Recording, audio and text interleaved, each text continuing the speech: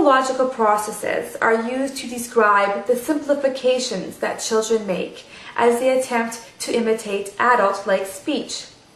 Since young children cannot easily control their mouth to organize all tongue movements to make words as the adults do, they simplify the words.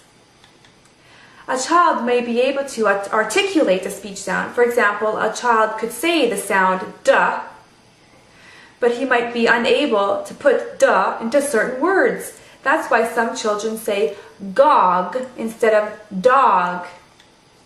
It is much easier for the child to use only the back of his or her mouth to make the g sound. G, og. It's much more difficult to flip your tongue from the front all the way to the back. So for example, the word dog requires the tongue to start up here, d, and to end back here, g. Dog.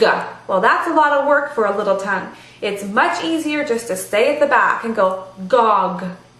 That's a simplification. Think of it in terms of learning to play the piano.